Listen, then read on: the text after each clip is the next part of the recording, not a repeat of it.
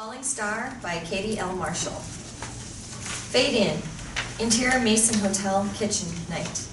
Chrome clutters and crashes, splattering hot oil, and frustrated workers drown the silence. Wilting from the heat and a bad hangover, a kitchen assistant gives the pan a quick flick of the wrist. He pours red wine with a heavy hand over the sizzle. Blues music is blaring. Dolores, 60s, grasping her younger years with expensive lipstick and troweled foundation, barges through the door, whipping through a notebook.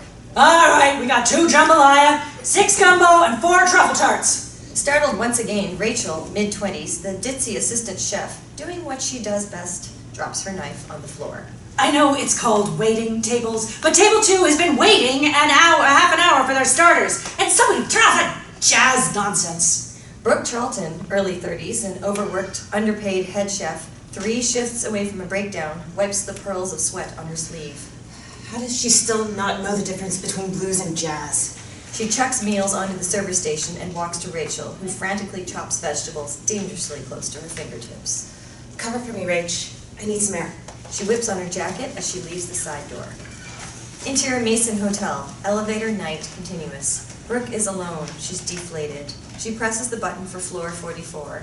She sighs and steps out as the door pings. Exterior Mason Hotel, rooftop, night continuous. The New York cityscape is glistening, almost magical. Brooke swings open the door. She props a spoon in the hinges. It's a crisp, cold night. She walks to the edge of the roof and lights a cigarette. She sucks long and hard. A loud bang, followed by the clatter of the spoon, startles her. She crushes the cigarette and scurries behind a wall. The door is closed. She hears footsteps crunching on the gravel. Somebody is sobbing. She sees a drunk woman, early 30s, on the edge, about to jump. She tiptoes toward her. Hey! The woman is wasted.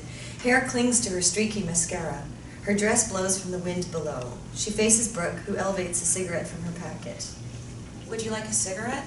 She creeps closer to her, spotting an open bottle in her hand. I could sure use some of that. The woman clasps the whiskey tight, panicked and distraught. My name is Brooke. Brooke Charlton? She doesn't return the handshake. She contemplates jumping. I come up here to think, sometimes. Life gets a little crazy, huh? She turns to the drop, holding her breath. You want to talk about it? The woman is wobbly. She freezes. I felt like this once. I hurt someone. My niece. She can't walk anymore. She's intrigued. She turns her body, losing her balance. She falls off the ledge. Brooke catches her. The whiskey bottle crashes to the ground. She cries onto Brooke's chest. I got you. Brooke carries her away from the edge. She wipes her face with her apron. She pauses, and she recognizes the woman is Alexa King, international pop sensation, woman of the moment. Oh, shit. I can't go on anymore. Alexa pulls out a packet of pills. She pops a couple onto her hand. Brooke throws them to the ground. Alexa's eyes are rolling to the back of her head. We've got to get these out of you. She bends Alexa's head forward and rubs her back. Alexa groans and vomits. Brooke wraps her jacket around her as she slumps to the ground. They took her away from me. They said if I saw her again, they'd hurt her. Brooke props Alexa against a wall and paces in thought. I was ready to run away with her, but now she's gone. Listen to me. Whatever happened, whoever she is, I'm going to help you. I promise. Alexa's tears ease. Brooke brings her round a little. I'm going to get you back inside. Later, Brooke has her arm around Alexa, who is slipping in and out of sleep. It's freezing. She pulls out her cell phone. Alexa stirs. I can't be seen like this. Please. Brooke walks to an extraction unit, out of sight from the door. We have to get you around here so nobody can see you.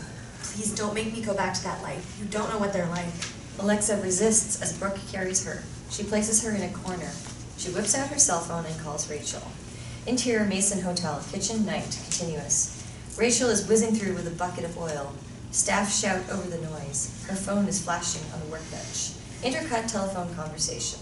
Where the hell are you? We're 40 minutes behind. Dolores is freaking out. Rachel, listen to me. No, you listen to me. Rachel, this is serious. I'm out on the roof. I went for a smoke and the door closed behind me. I can't get back inside.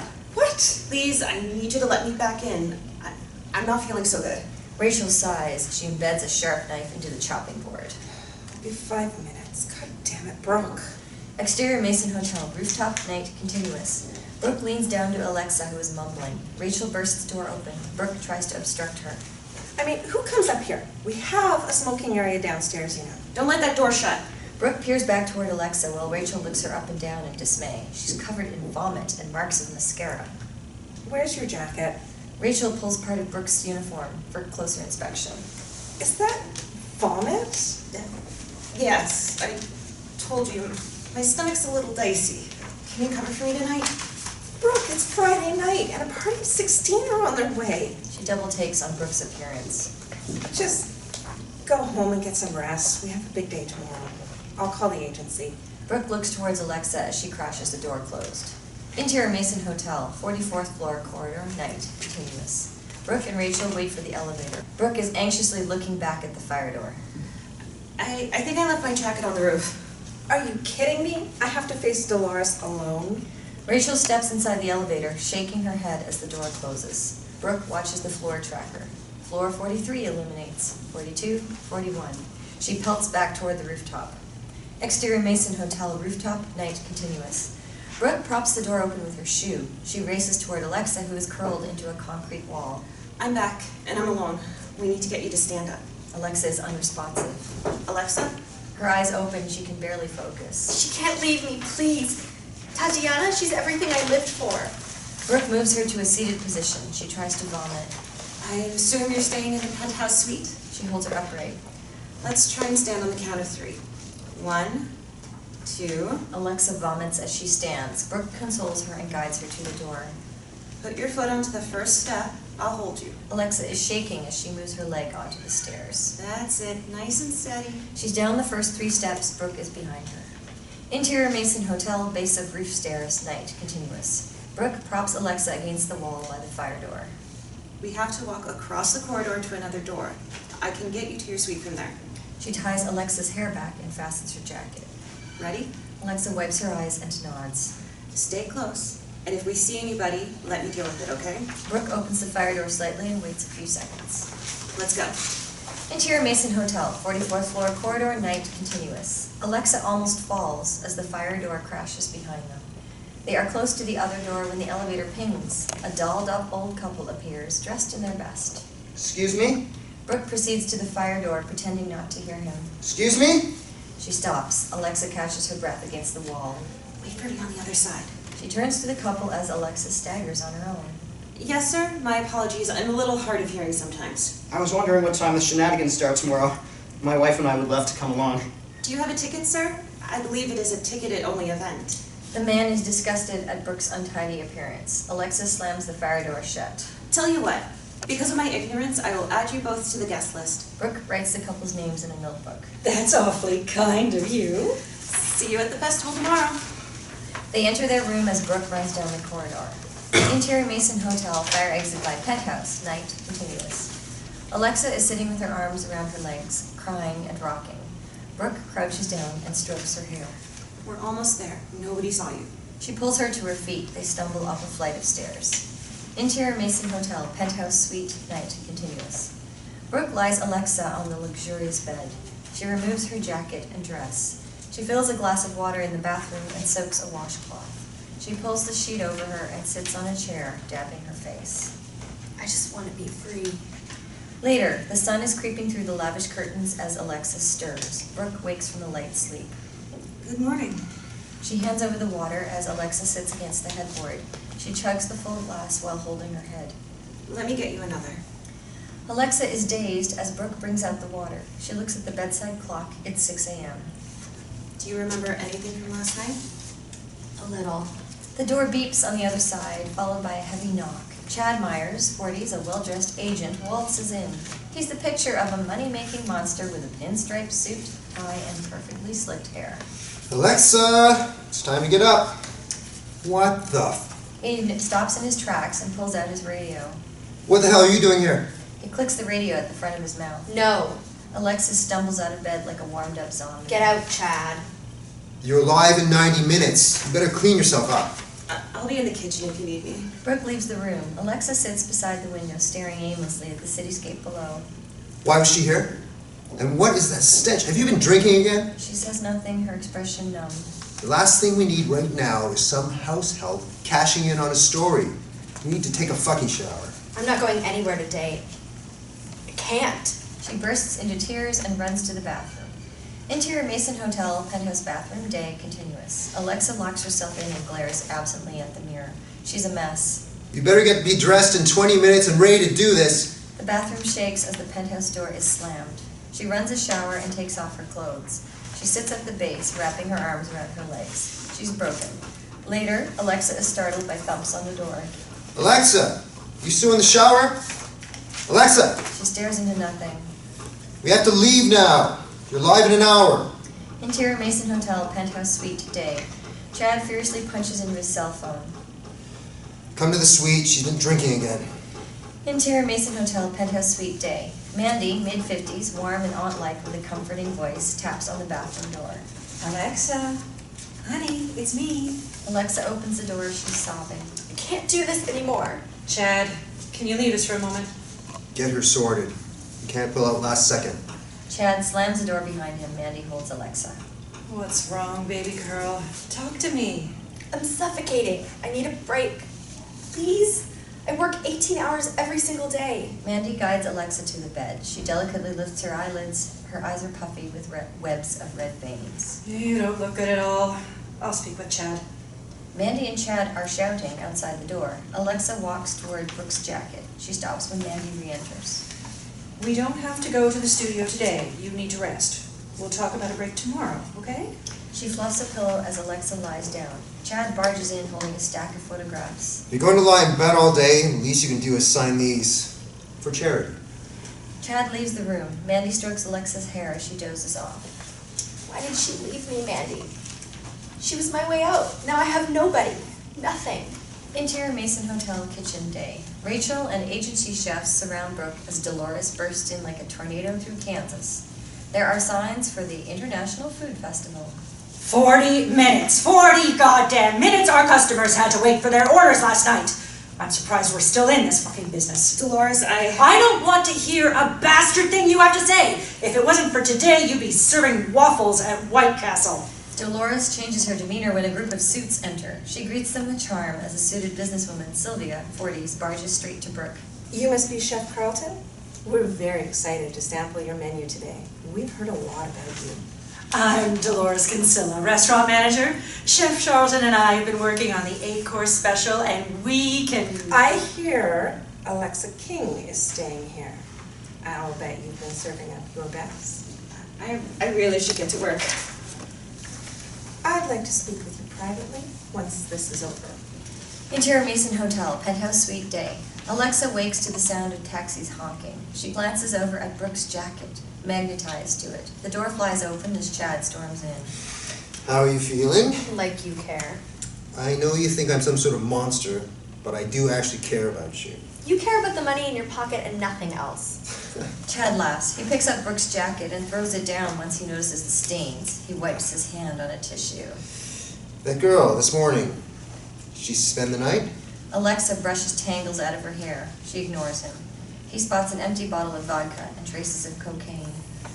You got wasted, didn't you? Cozy little party with the maid. Makes a great headline. Well done. She continues to ignore him, opens the wardrobe doors. I suppose she was another rug-munching gold digger? You're disgusting, Chad. Like I said the last time, fucking women will ruin your career. Mandy enters the room, catching the tail end of Chad's rant. And I cancel primetime TV because you had a hangover? God damn it, Alexa. How are you feeling, honey? She partied with some house help while we work our asses off to get her face across the city. Her name is Brooke. And what if this Brooke took pictures of you?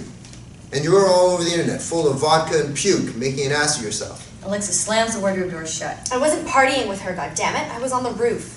Alexa's regret is visible. Chad and Mandy are stunned. What were you doing on the roof, Alexa? I wanted this to end. I'm done. I can't take it anymore. Alexa crumbles onto a chair. Mandy throws her arms around her. Brooke was there. She got me down. I can't remember much. She got me here and stayed the night. If it wasn't for her, I'd be... Tears overcome her. She breaks down. Mandy hugs her tight as Chad stands useless in front of them. Let me get this straight. This girl found you on the roof and you were going to jump off. Chad. I just want to figure out what's going on and how we can help, of course. The girl needs a break. You're overworking her. Alexa leans into Mandy. She looks over to Brooke's jacket. I don't know what happened with Tatiana, but... Sure. A break. We need to get her up here, that girl. Chad, what is wrong with you? Look at her. You want to see Brooke, right? We'll talk to her and arrange some time off for you. How about that? He walks over to the in-suite phone. Alexa perks up and nods. Interior Mason Hotel. Kitchen. Day. Continuous. Dolores is covered in flour and dough. The phone is ringing. Everybody is frantically preparing food. Will somebody answer that? Good morning, Noel Kitchen. Speaking of Vinny, how may I help you? May I speak with Chef Brooke? Vinny searches the kitchen for help. She's super busy with the festival, sir. Is there anything I can help you with? Perhaps something from the breakfast menu. He signals for help. Dolores spots him. She storms over. Intercut. Telephone conversation. Look, I'm the agent for Alexa King, and she would personally like to speak with Brooke. Alexa rolls her eyes. Dolores snatches the phone from Vinny, covering the handset in bacon residue. This is Dolores Kinsella, manager of the restaurant. Absolutely, sir. I'll send her right up. Brooke is perfectly placing the dressing on her masterpiece. Dolores startles her. She whispers in her ear. Brooke excuses herself in the kitchen. Interior Mason Hotel, 45th floor corridor, day, continuous. Brooke gently knocks on the door. She exhales nervously. Burly guy Matthews, late 40s, a buffed-up beast of a bodyguard, throws the door open. Brooke is taken aback by his size. Hello, Brooke. My name is Guy Matthews. He crushes her fingers as they shake hands. Would you mind if I searched you? Never be too sure these days. He pats her down and rummages through her pockets. I'm gonna need to hold on to this. Just a formality. Interior Mason Hotel, penthouse suite, day, continuous. Brooke jumps as the door slams shut behind her. Alexa is sitting by the window. Chad offers a manicured hand. Brooke, nice to see you again. Let's start over. My name is Chad Myers, and this is Mandy Whitmore. Guy points Brooke to the chair by the dressing table. I believe you had quite the eventful night last night. Brooke throws a concerned look at Alexa. Yeah, she told us everything. How she almost leapt off the roof and you saved her from certain death. I'm assuming you know who she is. Heck, you'd have to have been living under a rock if you didn't. Mandy shakes her head in dismay. Brooke nods. Listen, I'm a man of generosity. I'll get straight to the point. Tell us what it is you want and we'll give it to you. Easy as that. He glides a freshly printed contract across the table. And all you have to do is sign on the dotted line. I don't understand. I'll put it nice and simple for you. Some people want to go to Hawaii, and some just want a couple of concert tickets. Everybody has a price. All you have to do is name yours. He hands her a valuable pen from his pocket. I don't want anything. Chad and Guy burst into laughter. I'll tell you what. 5 figures in your account tomorrow, and all of this goes away. She reads the document thoroughly and spots Alexa shaking her head. She strikes a line through the amount field. Do I just sign here? You don't want anything? Nothing at all? She signs the paper and glides it back to Chad. Well, that's a first. Chad checks the document. Brooke stands to leave. Guy blocks her exit. We need to make sure you have nothing on here. Guy, no. Let her go. He rummages through the phone with Chad beside him. How are you feeling? Alexa nods. She locks eyes with Brooke momentarily. I want to help you. I never go back on a promise. She's a cutie. Is that your daughter? Alexa snatches the phone. She catches a glimpse of an image of a young girl in a wheelchair. Are we done here? Guy blocks her from leaving again. You're legally bound to forget everything that happened here. We know where to find you. Brooke nods. She writes her phone number on a hotel notepad. Call me, day or night.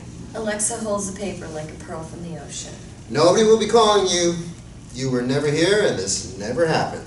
Chad and Guy laugh as Brooke leaves. Alexa sits by the window. She opens a piece of paper. Mandy catches her smiling. Interior Brooklyn townhouse, living room, day. Brooke, Lily, 7, a sweet young girl in a wheelchair, and Sarah, mid-30s, bags under her eyes, catch the screams of the children as she teaches, sit together at the dinner table. Mommy, why can't you cook like Aunt Brooke? I like her sweet potato fries more than yours. Because Aunt Brooke is paid to do what she does, and Mommy has to take care of children all day. Lily giggles mischievously, leaving the greens on her plate. Aunt Brooke expects everything to be finished before bedtime, young lady. But I don't like this green stuff. Everybody tucks into their food. The TV is blaring. Only a few shows remain on Alexa King's sold-out world tour right here in New York City. Lily, sweetie, dinner. No more TV. But look, Mommy, Alexa King. Simply tell us the name of the first track on her triple platinum album, Gone, and you could win 4 tickets to see Alexa live at Madison Square Garden. Call 222-555-GRTN. Oh, Mom, it's higher. The song, Mom, can we call them? Sweetheart, people never win competitions. They cash in a lot of money on broken hearts. Mom, I know the answer. Lily plays with her food, huffed. It's time for you to go to bed now, sweetie. We have a hospital appointment in the morning. Sarah piles up the plates. Lily is sad. You guys go. I'll finish up here. Give me a goodnight kiss, midget. Brooke kisses Lily. Sarah puts dishes in the kitchen. Tell you what, I'll call the competition. Don't tell Mom. Lily shrieks. They high-five.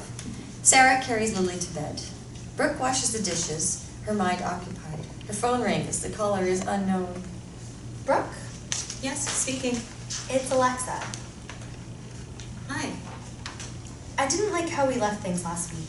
Are you free tonight, around 12? I'd like to see you. Sarah enters the kitchen for a glass of water. Tonight, Sarah throws her hand on her hip. sure. Where? My suite. I can send a car for you? No, that's fine. I'll be there. Brooke hangs up. Sarah storms over. Do they want you to do a shift again? You need to tell them to stop calling you like this. It was Rachel. She needs me to let her in the kitchen. She left her house keys. Can I borrow your car? Just make sure it's back on the drive by 6. You're a star, sis. Brooke scoops up the keys and heads for the front door. Drive carefully. Interior Mason Hotel, 45th floor, corridor night. Brooke is nervous. Alexa opens the door with the chain on. Come in. Interior Mason Hotel, penthouse suite night continuous. Alexa clicks the door shut. She checks the spy hole. I came as quick as I could. I had to park in valet. Is everything okay? Brooke follows Alexa to the sunny living area. Alexa sits on the luxurious corner sofa. Come, sit with me. Brooke sits beside her. She's nervous as hell. I want to apologize for the way Chad treated you. You must have felt so uncomfortable. It's fine. I understand the position you're in. I have to know, why did you do it? You could have walked away with a lot of cash. We're not all bad people out there. I want to do something to thank you. It's fine. Honestly, I have everything I need. How about dinner? Just a meal, nothing else. Sure, but on one condition. I choose the venue, and I pay. Okay, you win. Alexa scribbles her number onto the hotel notepad. I'm free tomorrow. Call me with the details. Brooke hesitates as she leaves. She glances back at Alexa, who looks desperately lonely in the big empty room. Want to get some food now? I have good friends in the kitchen. Alexa nods ecstatically. Montage. The pair talk for hours. Empty pizza boxes litter the floor. They order desserts. Alexa goes to take a forkful of Brooke's cake, and it falls upside down on the floor. They burst out laughing. Alexa shrugs and samples it off the floor anyway. Brooke removes a dollop of cream from the tip of Alexa's nose. They watch a movie. They're laughing, eating more sweet treats from the minibar. Alexa rubs her stomach. I haven't done this in years, just sitting here enjoying the perks of the hotel. And a movie, I can't remember when I last saw one. You don't get to have much fun, huh? I did, for a short while. I was friends with my dancer and she left. Your agent objected to your friendship? He objects to everything. And that was Tatiana, your friend? Alexa wipes a stray tear from her cheek. She just left. I know they had something to do with it. They knew I was ready to give it all up. I used to cater for a church in New Orleans on a Sunday. They'd sing a song every 4th week, a gospel song, Freedom is Coming. It inspired me to open the Cajeen cabin. It changed my life. What are you doing here if you miss home so much? We had to move here. Something happened in Lafayette. My sister and my niece, they want to move back, but I should probably go. I have work tomorrow. Thank you for tonight. I doubt I'll fit into anything tomorrow. Food feeds the soul, as my grandpa used to say, and the best is yet to come. Good night, Alexa. Alexa leans back on the door as it closes, smiling like a teenage girl after her first date. Interior Peter's Pawn Shop, downtown New York City, day. Chad throws a heavy bag onto the counter. The store owner, 50s, is slimy, creepily smiling, and a miserable assistant is arranging jewelry. Don't you have a toilet to clean? Thanks. The assistant stomps into the back room. Chad opens the bag. Not as many as promised, but enough to take Margaret on that cruise. The store owner pulls out a pile of signed photographs of Alexa. He licks his lips and counts a wedge of notes. See you next month, slimeball. Chad presses his sunglasses onto his face. He smirks all the way to his flash car. Interior Truck's gay bar, New York City night. Terri, 40s, an overworked bar manager wearing her 5-year-old branded t-shirt, throws a spray bottle at Brooke. Holly, late 20s, a gorgeous femme fatale, is standing beside her. Tables need cleaning. I'll do it. Holly winks at Brooke. A crowd walk in wearing Alexa King memorabilia. It's rowdy. Brooke overpours a pint of beer while mesmerized at Alexa on the TV screen. Terri stands beside her with jaw dropped. Man, what I wouldn't give for one night with that woman. A customer is waiting for her beer. $6, please. The group of suits from the festival opens the bar. They look lost. I thought I'd find you here. How did you... Your friend, Rachel. The woman sits at the bar while the group finds a table. What can I get for you, miss? Sylvia, please. Red wine. We'll take 3 bottles. Brooke fetches the wine as the woman wipes dust from the bar with her finger. Brooke, I'm going to cut to the chase. We were overwhelmed by your menu at the festival. Brooke pops the corks and gathers glasses. We want to speak to you, just for 5 minutes. Won't you join us? Brooke walks over to the group. A suited man, late 50s, stands, adjusting his cufflinks. They shake hands. Ah, Chef Charlton, has Miss Edgar told you the good news? Not yet. We want you to come and work for us back in your hometown. We've secured funds to open a Cajun restaurant. Brooke is edgy. Terri and Holly are peering over. You can choose your own staff. You'll create the menu, design the decor. We merely invest. It really is an offer you can't refuse. You won't have to wipe beer-stained tables anymore. And you get to go home. It'll be just like the Cajun cabin, only bigger and better. Wow, that's just... Oh, wow, I'm sorry, I can't. What? Thank you for the offer, but I can't go back there, not yet. Won't you at least think about it? No, now please don't ask me again. Brooke heads to the back room. She's flustered. Holly picks up the card and follows her in. Interior Truck's gay bar, back room night continuous. Brooke is pacing around. Holly puts her arms around her. What was all that about? They want me to run a restaurant back home. You're not ready, huh? I'll never be ready, Holly. I can't go back there. Come here, baby. No, we can't do this anymore. It's so adorable that you still wear my ring. Terri walks in, almost catching them in an embrace. Holly picks up a roll of kitchen paper. Got it, baby. Terri looks at Brooke suspiciously as they leave the room. Interior Mason Hotel, penthouse suite day. Alexa is on the phone. Chad is sitting inquisitively as she jots down an address. Got it. 7:30. See you there. She hangs up smiling and starts to get dressed. What the hell do you think you're doing? You can't be seen out in the city, not until the deal with Diami blows over. I'm going out for dinner. I'm allowed to eat, aren't I? You're meeting that girl, aren't you? And that actually depends on what you want to eat. We can't have you getting fat. It's bad for business. Alexa ignores him as she applies makeup. And where do you think you can go without being recognized? It's New York City, for Christ's sake. You don't need to know all my business. I am your business, darling. She fades off into the bathroom. She slams the door. Interior Brooklyn shopping mall, day. Brooke is wandering around the department store. A pristinely manicured shop assistant minces over. He dresses Brooke with his eyes. I'm looking for something a little smart, but not too dressy and not too casual either. What's the occasion, ma'am? It's a dinner in a bistro. Well, in the back of the bistro, and the person I'm meeting will probably show up really smart. Brooke's attention is diverted to Alexa on the TV screen in the store. Follow me.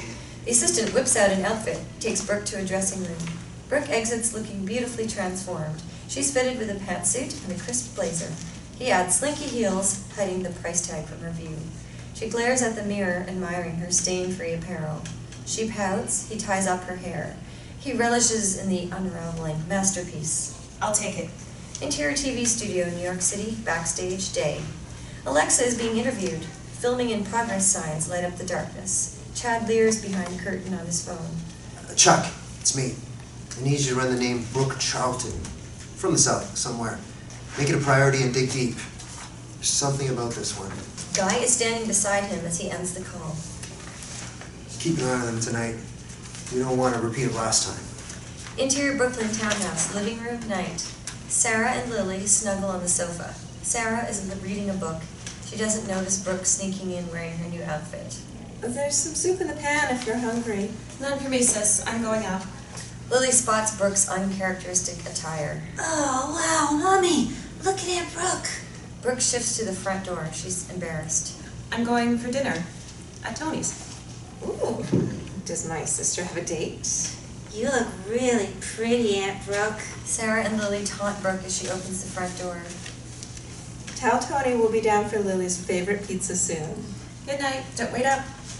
Interior Red Tony's Bistro, downtown New York, night. Tony, 60s, an eccentric Italian chef with a bold accent, greets Brooke with invisible kisses as she enters. Where's your friend, Mr. Brooke? I'm early, Tony. She'll be here in 30 minutes. The dining area is bustling. Brooke is anxious. I made a surprise for you. Very special treatment. He enthusiastically leads Brooke to the storage room. Interior Red Tony's Bistro, storage room, night, continuous. Paint is peeling off the walls, and a battered old oven is propped by the door. A decorated table for two has been forced in. Private space, so just like you asked. Tony disappears as Brooke inspects the room. Her phone rings. Is there another way in? There are a lot of people by the front door. Brooke looks out the window onto the back lane. Go around the back. I'll wait for you there. Exterior Red Tony's Bistro, back alley, night, continuous. Brooke opens the back door. Headlights illuminate the alleyway. Alexa exits the car with Guy. She is dressed to kill. Straight up the stairs on the left. What the hell is this place? Guy heads upstairs to examine the area. It's away from the dining area. I thought you'd appreciate the privacy. You can go now. Guy reluctantly leaves. Alexa slams the door in his face. Brooke leads her upstairs. Interior Red Tony's Bistro, storage room, night, continuous. Alexa takes off her coat and squeezes into a seat. Would you like a drink? Some wine, maybe? Surprise me. Alexa is smiling, looking around the room. Brooke returns with a bottle of red. She pops the cork and pours Alexa a taste. You look amazing. Good choice of wine. I had this when I was in Bologna. I have no idea what food we're eating. He changes the menu every week. So you work here too? I'm a waitress here. Tony is the only cook. Tony pelts up the shattered stairs. Ladies, Brooke, introduce me to your friend. He kisses Alexa's hand. She stands to greet him. Tony, this is Alexa. Alexa, this is the greatest chef in New York City, Tony Esposito. My goodness, you're very beautiful, Miss Alexa. Tony can't hide his admiration. He stares for a while. We have seats downstairs, but you have special service up here. He snatches the bottle of wine from the table. No, you cannot drink this wine, Brooke. You should leave the choosing to me. Alexa and Brooke laugh as Tony storms out mumbling Italian obscenities. Mia che trovata. And what's job number 3? I work at a gay bar in Soho. Trucks. Most of the clientele are punky queer girls. Do you enjoy that? It's interesting. They play your music a lot. A young Italian waiter appears with the wine. He is starstruck by Alexa. Thanks. He stands and stares longer than necessary. You can go now. He scurries off. Brooke glugs wine into Alexa's glass. I work with my ex-wife and her current fiancé, who is also my boss. Wow. I found them in bed together on my birthday. Alexa almost spits out her wine. The waiter returns, struggling with heaps of food. He drops the plates inelegantly onto the table. I knew he wouldn't disappoint. Alexa wafts steam into her nose. She takes a bite. Oh my. They tuck into the feast before them. Later, Ladies, Anatelli and torta settavelli. How was it? Brooke, your favorite, huh? Tony stacks up the empty plates, nodding and smiling. The best meal I have ever had, Tony. Brooke glides a couple of notes out of her wallet. No, you do not pay tonight. This is a thank you for your hard work. Tony sings his way down the stairs. I always had a soft spot for Louisiana, though I've never been to Lafayette. I sang Southern Nights at an open mic when I was a kid down in New Orleans, but by the look of the crowd, they'd never heard a girl sing it before. Alan Toussaint. It's somewhere I see myself living, settling down. Musical creativity is everywhere. I'd like to move there one day when this is all over. Lafayette is like a baby Nola. Maybe I'll check it out. Alexa plays in her empty glass. Have you seen much of New York while you've been here? I'm not allowed out of my room most of the time. You have a driver, right? Montage. Brooke and Alexa explore New York City. Exterior, the High Line, night. They wander around looking at the views of the city. Alexa covers her face with a scarf. Guy is always a few steps behind them. They giggle as they try to lose him. Exterior, beside the Brooklyn Bridge. The view is impeccable. Alexa snaps a selfie beside Brooke with the backdrop of the illuminated bridge. Guy looks like he has better things to do as he waits by the car. Exterior, Irish Hunger Memorial, New York City, night. Alexa and Brooke are walking up the hill, exhilarated. Guy stands at the bottom, looking out for others. This is my favorite spot in the city. Brooke glides her hands against the cobbled wall. It's a memorial to remember those lost in famine in Ireland back in the 1840s. Over 1 million people died, and 1 million emigrated. Alexa's fascinated. This wall, it contains stones from all Irish counties. There's an amazing view of the Hudson, too. Alexa moves closer to Brooke. This place, it reminds me, I have everything I need. My family, a home, food on the table. I sometimes see a guy over the road there. He's homeless with a little dog. I buy him a hot chocolate. Must be too cold tonight. Brooke is a little uncomfortable at Alexa's proximity. You really are a good person, aren't you? Alexa kisses Brooke passionately as Guy looks on in horror. Interior Mason Hotel, penthouse suite, night. Alexa starts to close the door behind Brooke. Guy is standing on the other side. You shouldn't be alone with this girl. We know nothing about her. I don't want to be disturbed until morning. She shuts the door and glides the chain. Alexa pours herself a scotch. She chugs the whole measure. This is beautiful.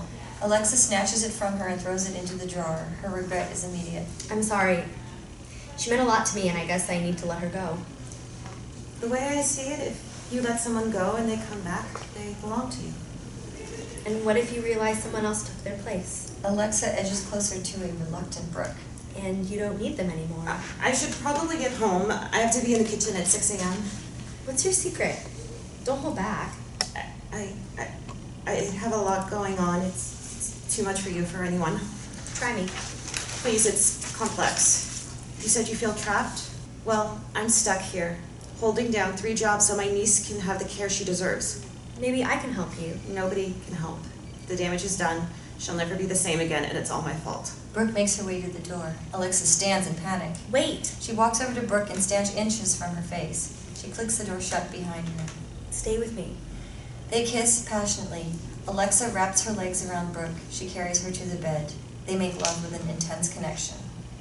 Interior Mason Hotel, Guy's room, night. Guy is standing by the window of his no-frills room. He dials a number on his phone. Yeah, we have a problem. It's happening again. No, a different girl this time. Yeah, leave her with me. Interior Mason Hotel, penthouse suite, day. Brooke is tiptoeing, trying not to wake Alexa, who lies peacefully. She wakes when Brooke kisses her on the head. I have to go to work. Last night. It was incredible. You shouldn't be with me. It's a lot to handle. I've always liked a challenge. They kiss. Brooke slips out of the room. Alexa is smitten as the door is closed.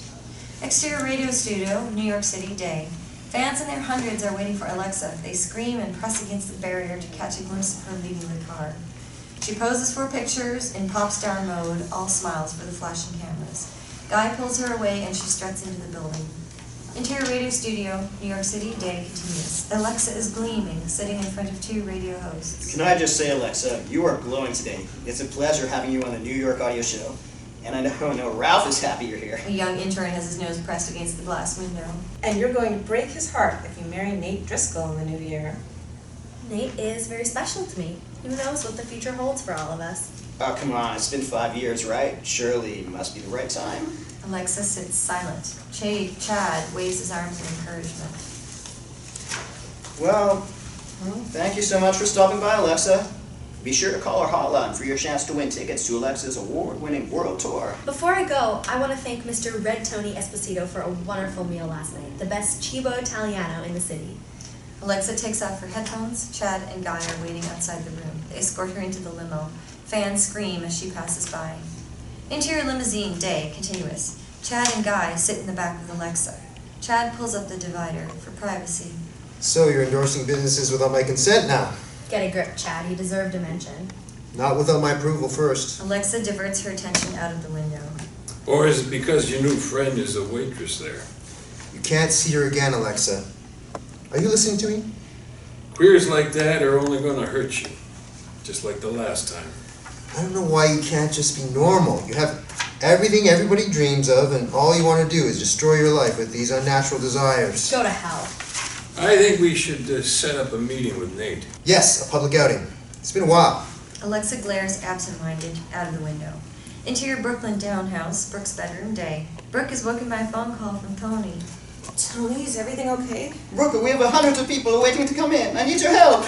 Brooke starts to get dressed while talking on the phone. What do you mean hundreds? They're taking pictures of themselves with the cameras on sticks. I don't know what to do. I'll be there as soon as I can. Exterior Red Tony's Bistro, downtown New York, day. Brooke is approaching the bistro. There's a long line of excitable young teens waiting to enter. She has a spring in her step. Oh my God, Alexa, what did you do? Interior Red Tony's Bistro, downtown New York, night. The door is closed, the teen pops champagne. Brooke walks off alone. She calls Alexa. She's met with voicemail. She leaves the bistro looking worried. Interior lawyer's office, downtown New York, night. Alexa is upset. Her lawyer, Chad, and Guy sit opposite at the conference table. You said I could have a break. Time out. You fucking lied to me. Alexa, you're bound by the contract of the tour. You have to finish it. Get me out of this. I can't take another 6 months of lining their pockets. I'm sure you'll cope when you see the offer from Deami. I'm not signing another deal. I'm done. We should talk about this in private. Okay, you're at your prime and... I'm done. I'm out. This was never about the money. You're supposed to be on my fucking side. She storms out of the room. Interior Mason Hotel, 44th floor corridor, night. Brooke knocks on the door of the penthouse. Nobody answers. Guy swings open the door as she waits for the elevator. What do you want? Is she okay? I tried to call and... She's out with Nate. And I doubt she'll be back at all tonight, if you know what I'm saying. Oh. Okay. If you know what's good for you, you'll disappear. She can't be seen with somebody like you. I know all about what you did in Louisiana. Brooke walks away haunted after Guy slams the door. Interior, Axel nightclub, New York City, night. Alexa snorts a heavy line of coke. She's with Nate Driscoll, mid-30s, a heartthrob, well-built football player. They leave the booth arm in arm as paparazzi snap them in a frenzy.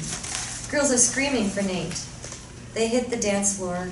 Alexa downs drink after shot. Easy, girl. Alexa grabs another glass. She chugs it in one go. Nate looks worried as she dances erratically. Interior Mason Hotel kitchen, night. Brooke is clearing up. Rachel is gasping at her phone. Check this out. Alexa King fell over on stage tonight. Rachel plays a video. Vinny and Brooke dash over to see. Whoa, she's wasted. It's all over the internet. Brooke walks away. She throws the last 2 plates onto the counter. 3 Cojeen for table 5, and that's a wrap. She checks her phone. There's nothing. Interior Mason Hotel reception, night. Continuous. Brooke sinks into the sofa in the lobby, hiding from security. She turns her head every time the door opens. Mandy's heels clash with the marble floor as she sprints to the front desk. Security radios an ambulance. A security guard places his hand on Brooke's shoulder. Excuse me, ma'am. Brooke jumps to her feet. I have to ask you to leave. Drama unfolds on the radio. People are being escorted outside. Brooke is hesitant. Ma'am, you're gonna have to leave right now. Concierge staff fly around the lobby. The front door is locked behind Brooke as she's shoved out. Exterior Mason Hotel, New York City, night, continuous. It's freezing. Brooke is pressed against the window as people hurry in and out. Guards stand by the door. Ambulances scream. Paramedics run into the building. Later, Brooke is cold, slumped on the floor. A medic leaves. She packs the ambulance with an empty stretcher. Is she okay? You went in for Alexa King, right? The medic ignores her and proceeds to the driver's seat. I work in the hotel, and The medics drive off. Mandy appears inside the lobby. She spots Brooke at the window and opens the door. Come on, you're freezing. She's with me. Interior Mason Hotel reception, night, continuous. Mandy sits on the sofa with Brooke, who's shivering. Can I get a hot drink over here, please? I've been worried sick. They wouldn't let me in. She's okay. She had a fit, a kind of seizure, they said. Her doctor is coming over now. I tried to call and... I'm sorry, hon. I don't know what to say. She's lost. Low, all over the place. I can't keep up with her. She's gonna end up... Can I see her? Maybe when she feels a little better. She told me about your meal. Really good for her. Kitchen assistant brings a drink. Mandy grabs her radio. Damien, can you stop by the Mason and take this girl home? Damien responds. Mandy holds Brooke's hand. I'll call you tomorrow. We should let her rest. Guy walks off with Mandy, not before giving Brooke a sinister glare. Interior Brooklyn townhouse, Brooke's bedroom, day. Brooke is lying asleep, crouched in Lily's single bed. Flashback. Interior, old house in Lafayette, night. Lily is lying at the bottom of the stairs. A man attacks Sarah. She's screaming. Brooke has blood on her hands. Lily is unconscious. Brooke tries to revive her. Back to present day. The ringtone of her cell phone wakes her up. Yeah? Can you call by the suite around 9? Sure, I'll be there. Interior Mason Hotel, penthouse suite, day. Mandy opens the door to Brooke. Chad is tapping his phone. Alexa is gaunt and bloodshot, lying on the bed. Brooke holds her hand. Hey there. Tears glaze Alexa's eyes. I tried to call. I wanted to tell you about Tony. He had over 400 new customers. He burned around 5 calzones. Alexa forces a laugh. She's visibly shaking. He said you're welcome back anytime for special meals in the storeroom. A tear beads down Alexa's cheek. Mandy walks to the bathroom. They said you were out with Nate. Don't believe anything they tell you. They don't want me to be with you. She cries. Brooke holds her hand tight. I want this to end. I can't take it anymore. Alexa covers her mouth as she coughs. Brooke spots self-harm scars on her arm. Mandy taps her as a cue to leave. I'll see you soon, Alexa. Hang in there. As Brooke leaves, Dr. Khan, 50s, enters. Mandy and Chad talk among themselves while Dr. Khan analyzes Alexa. You're going to have to cancel the tour this week. You need rest. That's not possible. What the hell am I supposed to tell management? Not negotiable. I'll be staying here tonight to keep an eye on her. We're going to lose a fucking fortune. Chad is ushered out of the suite. Dr. Khan is packing up. I'd like something to eat. I'll order you something, my love, and I'll request the chef bring it to you directly. Later, Alexa lets Brooke into the room. She's holding a greasy brown paper bag. I brought fry bread. The pair sits. They eat beside the window. What the hell is fry bread? It's kind of like a pancake, but greasier and extremely unhealthy. Alexa bites into the bread. She really enjoys it. My lawyer, he said there's no way out of the contract. I have 6 months before I can walk away. You can always walk away. It's just a piece of paper. You don't understand. I'm legally bound. I'd go to court. I'll help you, like I promised. What happens when I'm in Berlin and New Zealand? I want to be with you without all of this. They kiss. Alexa is reluctant to let go of Brooke's head. Alexa, I need to talk to you about something. Alexa looks at the door, indicating Chad is nearby. Could you pop to the dresser and pass me the yellow envelope? Brooke picks up the envelope. She notices the engraved bracelet beside it. She sits beside Alexa. Open it. Brooke is shocked while she reads the contents. Are you serious? The 18th? That's Lily's birthday. I don't know what to say. Are you sure? She's going to go out of her mind. VIP, front row, and backstage afterward. Thank you so much. You have made a little 8-year-old very happy. They hug. She's reluctant to let go again. They kiss. Alexa pulls Brooke onto the bed with her. Do you even know any of my songs? They both laugh. She tickles Alexa. She laughs a lot, the first time in a while. Brooke stands to leave as Chad enters. I can't wait to give them to her. We'll see you there. She rushes out, brushing by Chad as he looks suspiciously at the dressing table. Interior Brooklyn townhouse living room, day. Brooke, Lily, and Sarah are eating breakfast at the table. Lily is holding the envelope with sticky syrup hands. Go on, Lily. Open it. Lily opens the envelope. She tries to read the contents out loud. Alexa King? Mom, does that say Alexa King? Sarah snatches them and reads through frantically. VIP, November 18th?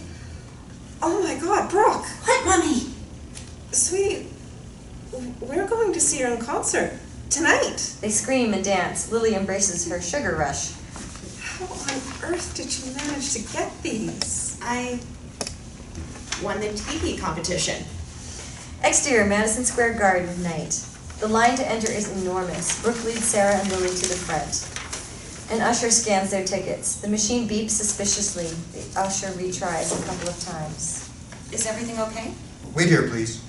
After a few minutes, the usher returns with a couple of heavy-looking security guards. Lily's family? Come with us. Interior Madison Square Garden, inside arena, night. Lily, Sarah, and Brooke are taken through a maze of hidden passages, eventually arriving at the arena. It's eerily empty. They're seated on the front row beside the stage. We're sitting here? Are you sure? Brooke, are we really sitting here? We sure are. What can we get you ladies to drink? A Slurpee. Just a water for me, thank you. That popcorn smells real good. Lily, we haven't been to an ATM. Everything is complimentary, madam. Sarah is stunned. She puts away her purse. Oh, well, in that case, I'll have a red wine. Make it a large one.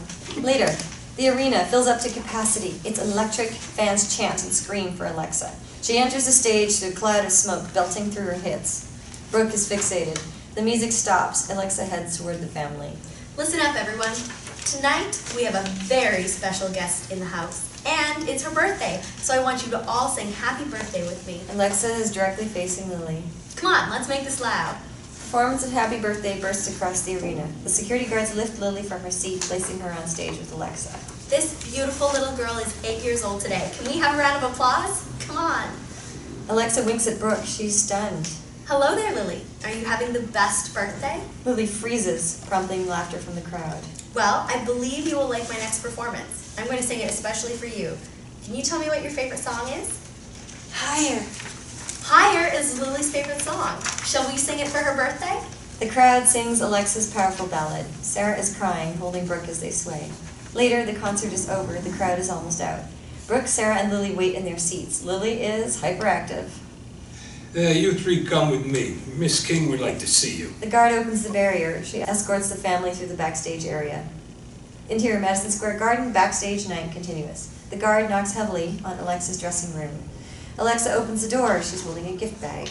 You totally outshone me tonight, young lady. I may be out of a job soon. This is my sister, Sarah. So nice to meet you. I wanted to personally thank you for coming. I met Brooke at the Mason after she cooked me a delicious meal. All eyes focus on Brooke. I thought you won a competition. This is the best day of my life. I have these for you, Lily. Lily and Sarah rummage through a goodie bag while Alexa and Brooke talk alone. You've made her night, her whole life, in fact. Did you enjoy my music? You were incredible. Guy escorts the family to the back of the arena. Bye-bye, Alexa King. Alexa smiles as she watches the family approach the exit. Brooke. The whole family turns to look. Guy is fuming. You go on without me. I'll be there in a sec. Brooke jogs back. Alexa's waiting in her dressing room. Interior Madison Square Garden dressing room night continuous. Alexa drags Brooke in by her collar and kisses her. I'm going to finish the tour. I'll be okay. 6 months. I can do it knowing I have you waiting for me. You make me feel alive again. You're quitting music? Alexa locks her arms around Brooke's neck. She nods. I want to be with you. I've never met anybody like you. Freedom is coming. I can taste it. They embrace. Alexa has love in her eyes. Interior Brooklyn townhouse night. Sarah pushes Lily to the front door. Guy steps out of the driver's seat as Brooke leaves the car. I thought I told you to stay away. Don't say I didn't warn you. I've been threatened by bigger men than you before. Yeah. And look where he ended up. I should be afraid, huh? Walk away now and things don't have to get nasty. Biggest pop star of her time can't be a lesbian. You should know that. Brooke looks regretful as she enters the house. Interior Mason Hotel, penthouse suite day. Chad is pacing while Mandy paints Alexa's face. And once you're in Chile, we'll add dates at Bolivia, Lima. You're doing the nude shot too. 3 is reasonable. You can push for 4. Chad notices Alexa glaring out the window. Alexa, are you listening to me? She blanks him and walks to the dresser. Where's my bracelet? Mandy, have you seen it? The diamond one? No, hon. Where did you last have it? Alexa's frantically looking, throwing things around. It was right here the other day. Alexa looks flushed as she pauses for a moment. You shouldn't leave valuables unattended, Alexa. Interior Brooklyn bowling alley, day. Lily, Sarah, and 3 of Lily's school friends are bowling. Brooke returns from the cafe with heaps of fries and drinks. Let's have another round. I'm feeling lucky. Brooke, it's $15 a game. It's okay. I have enough here for 10 more games. Sarah looks suspicious. I got a bit of extra cash. It's okay. We can afford it. Brooke's phone rings. She finds a private spot to talk. Intercut, telephone conversation. Alexa is standing alone in her suite. You're calling me before you said you would. I need to see you. It's important. I have stuff going on tonight. I can't really get out of it. I'll see you tomorrow. It's my last night in the city. I can't. I'm sorry. I'm working all day until 2 a.m. Alexa looks uneasy as she hangs up the phone. Interior Trox Gay Bar, New York City, night. Music is booming, queer girls dance and grind, trashy old jukebox tunes. Brooke, Terri, Holly, and Brandy struggle to keep up with orders. The phone constantly rings behind the bar. Brooke has a little more swagger about her. Intercut, telephone conversation. Guy is standing outside the limousine. Yes, May I speak with the owner? I am the owner. My name is Guy Matthews. I'm security manager for Alexa King. Okay. Miss King would like to come to the bar tonight. Do you have a secured area? Look, I don't have time for your bullshit. Terry slams the phone down. It immediately rings. Look, if you call here again, I'll report you to the police. Hi, this is Alexa. Terry freezes. She recognizes Alexa's voice. I'd really like to come to your bar tonight.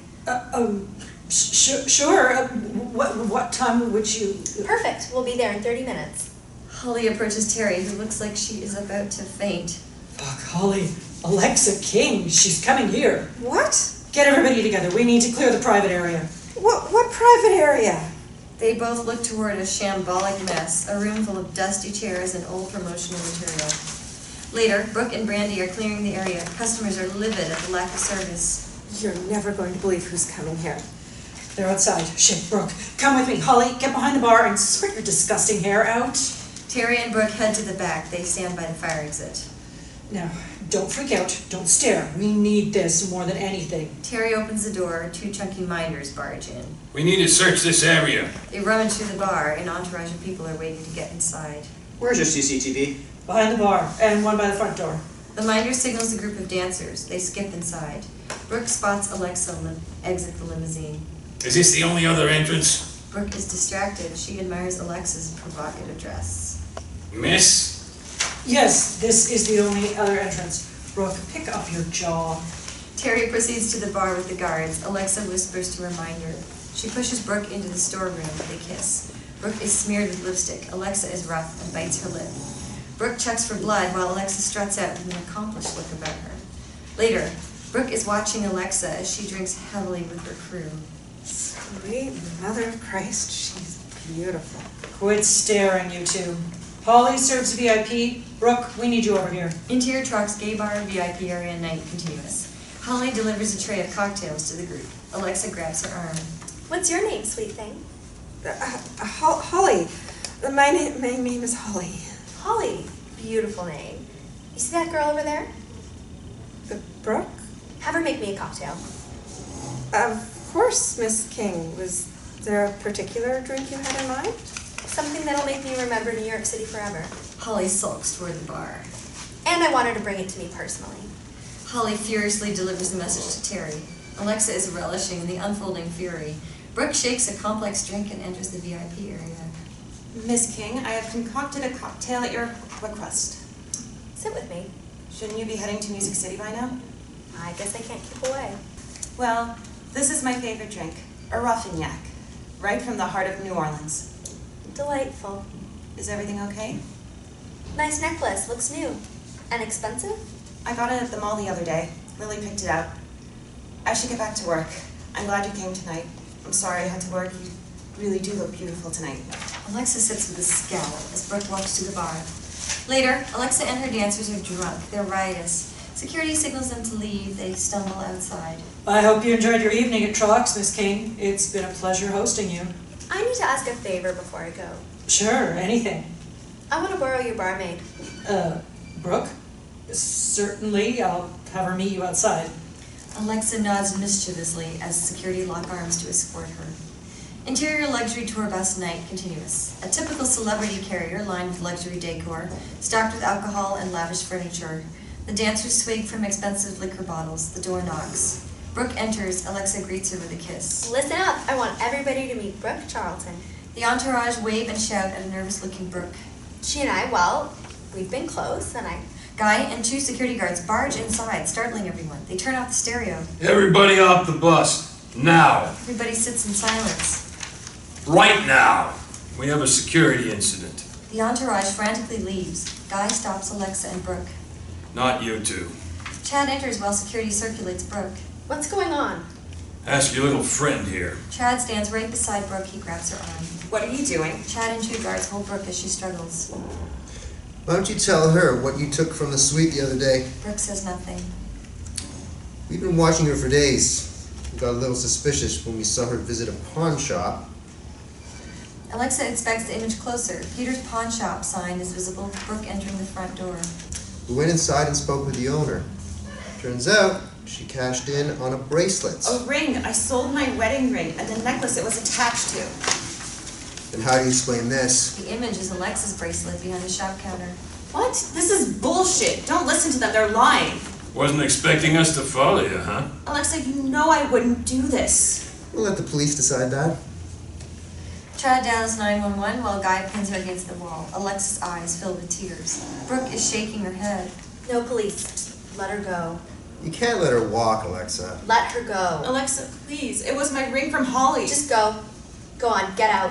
Brooke is thrown off the bus. The door is slammed. She lies on the road while horrified dancers look on. Later, Alexa is staring at the moving bus, full of sorrow. She sobs and hugs Brooke's jacket. She painfully looks at the image of her and Brooke in front of the Brooklyn Bridge. Exterior Peter's Pawn Shop, downtown New York City, night. Brooke is outside the closed store. She bangs on the shutters out of frustration. Interior Trox Gay Bar, New York City, day. Brooke is miserable. Terry's putting up wedding bunting. Grab this, will you? What's going on with you? I'm fine. You need a little relief. She's off to pick up the catering soon. Brooke backs away from Holly and helps prepare the bar. I'll go and pick up the food. Holly is gutted as Brooke leaves with the car keys. Later, the bar is furnished with colorful wedding decor. Brooke enters with the cake and hors d'oeuvres. I hope that's not damaged. I've seen how you drive. Brooke lifts the cake box lid. She double takes in the iced names, Joss and Tatiana. Interior Bridgestone Arena, Nashville, day. Alexa is sitting in loungers. Nate enters. Alexa leaps out of her seat and hugs him tight. Hey, baby. I'm so happy you're here. Don't talk yet. I'm taking you out. Interior fancy restaurant, Nashville, day. The paparazzi are snapping as Alexa and Nate enter. They are escorted to a private area. They hold hands across the table. What's going on? You never call me mid-season. Nate looks around, making sure nobody can hear. I met someone. Shit. I can't believe this is happening again. She betrayed me. I should have fucking known. She? Drinks are brought to the table. Nate chugs the whole glass and signals for another. She had me, Nate. I'm so stupid. Shit. You had me thinking I was the only gay in town.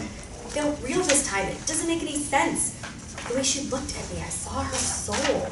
Tell me what happened. Remember I said I was seeing my dancer? Well, it was Tatiana. That guy. I thought it was Zach. She shakes her head. Man. She left me. All of a sudden said she didn't love me anymore and the fame thing was too much for her. She got back with her ex. And Brooke, she took something from me. Something precious. Chad had her followed and And you know this for a fact, that she took something? Chad and Guy, You saw her take it with your own eyes. I saw a picture. These guys, there's something devious about them, Lexa. They're devious. She collects tears on her napkin. You know they offered me 7 figures to marry you? She shakes her head in disgust. They knew about Tatiana? She nods. Something ain't right. People don't just disappear unless they're scared. Listen to your instinct. Being gay isn't good for business, and trust me, I know all about that. Interior Trox Gay Bar, New York City, night. The bar is full of wedding guests who cheer as the brides walk in wearing beautiful dresses. Tatiana, late 20s, the bride, a picture-perfect dancer, approaches the bar. I'll have every bottle of champagne you've got. The bar cheers as Terri piles champagne bottles onto the worktop. Brooke looks suspiciously at Tatiana. You're Tatiana, right? Tatiana nods. Congratulations on your big day. Later, everybody's dancing, fueled by alcohol. Brooke is clearing glasses beside Tatiana, who's talking to her group.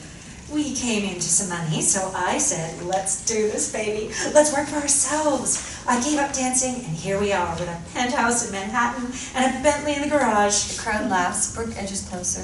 This is my soulmate. Together 11 years, and this is the best day of my life. Exterior Trox Gay Bar, New York City, night continues. Brooke is smoking by the front door. Tatiana makes an appearance. Do you like? Beautiful wedding. Must have cost a fortune. Nothing we can't afford. Thanks to Alexa King. Excuse me? Alexa King. You remember her? Tatiana walks closer to Brooke.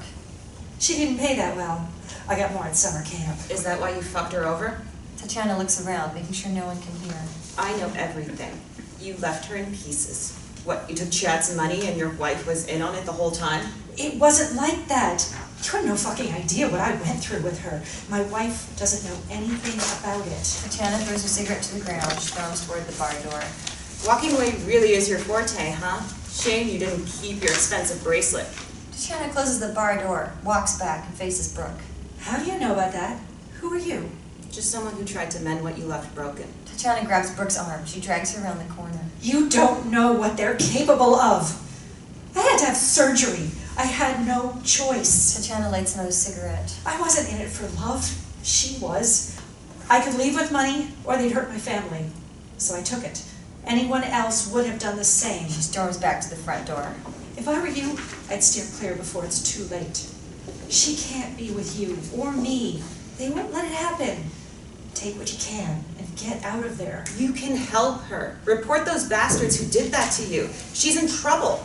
Tatiana looks back, sorrowful. She enters the bar. Interior Peter's pawn shop, downtown New York City, day. The store owner is reading a newspaper on the counter. Brooke scans the cabinets looking for the bracelet. Looking for something? You know Chad Myers, right? What's it to you? The bracelet he brought in. I'd like to buy it. Don't know what you're talking about. Brooke sees a collection of signed Alexa King pictures priced at $100. She laughs in disbelief. That ring you brought in paid my mortgage this month. Brooke storms out of the store. The store owner sniggers at the charm of the stone wall. Interior DME dinner, elegant ballroom night. Nate and Alexa arrive arm in arm. Everybody is dressed to the nines. Alexa chugs 2 glasses of champagne off the tray. She looks around the room while Nate talks to strangers. You're such a wonderful couple. Imagine what your children would look like. Is it going to happen? When are you going to pop the question, Nate? Alexa rolls her eyes and floats off. She spots Chad's wife, Maria Myers, eating hors d'oeuvres at the buffet. Alexa, so good to see you. Alexa spots a bracelet on her arm. Chad is mingling somewhere. You know how he is. She stuffs her face with more snacks. You look thinner, Alexa. Has he had you on the raw diet? I dropped 11 pounds in a week last time I did that. Not so good on the cold one, though. Alexa grabs Maria's arm. She tugs at the bracelet. It's the missing one. Where did you get this? Maria is hesitant and a little frightened. Alexa yanks it off. Where did you get this bracelet? I found it in Chad's drawer. I didn't realize it belonged to you. I'm sorry. Alexa storms over to Chad. She slams the bracelet on the table. Chad's sitting with a group of sponsor types. What the fuck, Chad? Chad stands to attention. He picks up the bracelet. Excuse me. You're a fucking liar and a thief. Alexa storms out, catching the attention of the guests. Alexa, wait! She storms out of the building and into the limousine. Interior limousine, night, continuous. Alexa locks the door. Chad's banging on the window. Drive. Alexa, wait! Let me explain. Alexa's seething as she reaches for her phone. She's no good for you! We were protecting you! She killed someone! Alexa shakes her head in disbelief as the car pulls away. Chad faces the group of stunned onlookers. Interior Truck's gay bar, backroom day. Terri is watching CCTV footage. She rewinds a moment over and over. It's Alexa and Brooke kissing in the storeroom. She smiles cunningly as it loops on repeat. Holy shit. Interior Brooklyn townhouse, living room night. The house is quiet. Brooke picks at cold pizza from the worktop. Her phone rings. Hello? Brooke, I'm sorry. Brooke says nothing. I had to see you. I'm here. I need to talk to you. Brooke drops the pizza slice from her hand. Look outside your window. She peels back the blind and sees a parked car. She opens the front door. Alexa creeps in and throws her arms around her. You flew all the way from Nashville? I'm sorry. I shouldn't have doubted you. I'm an asshole. I should have known. They embrace tightly. Brooke guides her to the sofa. They set you up. Let's talk about this in the morning. Sarah and Lily are asleep. Alexa won't let go of Brooke. She's devastated. I don't want to lose you, Brooke. How about some cold pizza? This is my usual Tuesday night supper. She forces a laugh through her tears. Look at me. Everything's going to be fine, I promise. Let's go for a drive. Exterior hilltop, Westchester, night. Brooke wraps Alexa in a blanket from the car. They're alone. They're sitting on a hill. It's idyllically dark with a silhouette backdrop of mountains. 16 years, I've done everything they asked. They're millionaires. But the more they have, the more they want. I'm at a crossroad. I can carry on and end up in the ground, or I can finally let go. They've had me in a cage, a circus animal, performing, telling me what to wear, what to say, who to be with. Brooke holds her hands tight. I feel like you came along and turned the key. I mean, they even said you killed someone. How desperate are they to ruin my life? Brooke's expression says it all, so they're not wrong, but Alexa cannot see. Alexa, They see a falling star shoot across the night sky. It's magical. Alexa places her finger on Brooke's lips. She kisses her. She sits on top of her, slowly taking her clothes off. They make love under the brisk New York sky. Interior Brooklyn townhouse, living room, night. Brooke leads Alexa to the bedroom. Now it's no Mason penthouse, and I hope you like monsters. Interior Brooklyn townhouse, living room, day. Lily and Sarah are getting ready for school. Mom, Aunt Brooke didn't eat her cake. It's still in the refrigerator. Lily, go get your socks on. You can't be barefoot in those shoes. Lily opens the bedroom door. She sees Alexa and Brooke sleeping, arm in arm. She returns to the living area. Mommy, Aunt Brooke had a sleepover. What? Lily, go and get your socks for the last time. A girl, Mom, there's a girl in there. Sarah opens the bedroom door. She sees Alexa's topless back. She's horrified and grabs Lily's wheelchair. Come on, we're leaving. Later, Brooke is cooking breakfast. 2 plates are on the tray. Sarah crashes through the front door like a missile. Breakfast in bed, huh? And 2 plates? Must have been a great sleepover. Brooke stops cooking. She tries to formulate words. Lily saw your little friend this morning. Is she still here? Sarah, it's not what you think. Oh, so you two just had a slumber party with your clothes on? She's a friend. Well, sort of. She needed help last night, and... The kind of help that comes without clothing? Sarah, please.